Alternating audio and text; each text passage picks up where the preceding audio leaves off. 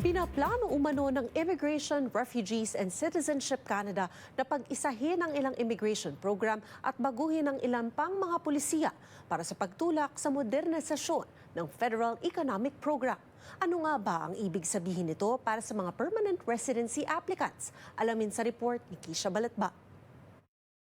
Ilang pagbabago sa mga polisiya ng Immigration, Refugees and Citizenship Canada o IRCC ang inilabas kamakailan.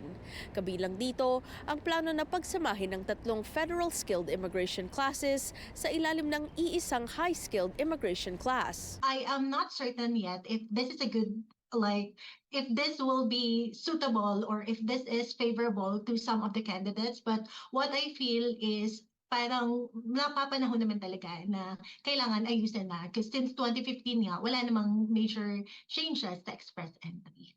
Ang Federal Skilled Worker Class, Canadian Experience Class at Federal Skilled Trades Class ang mga apektadong programa sa ilalim nito.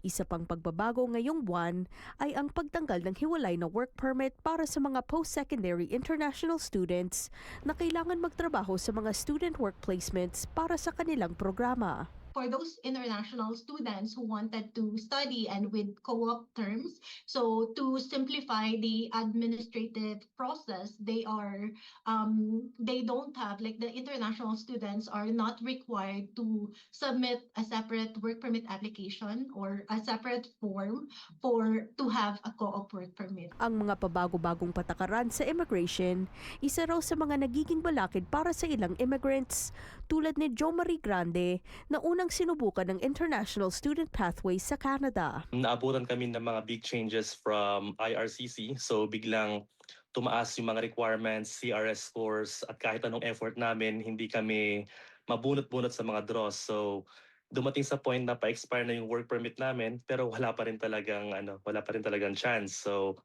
we were faced with a hard decision to whether or not to stay in Canada or to go home.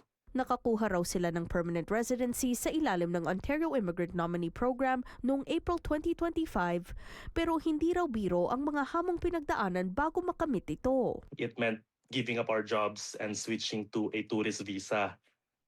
And so yun, we chose to stay. For 1 whole year, we lived as a tourist. So no job, just a small amount of savings to survive. And there were moments na we had to rely on the kindness and help of others. As mga kakilala, kaibigan, dating katrabaho, it wasn't easy. Payo niya sa mga nasa proseso pa lamang ng pagkuha ng PR, maging alerto sa anumang posible pang pagbabago sa immigration. Samantala, nakatakda na ring taasan ng permanent residency fees sa katapusan ng Abril. Kisha Balatbat, Omni News, Toronto.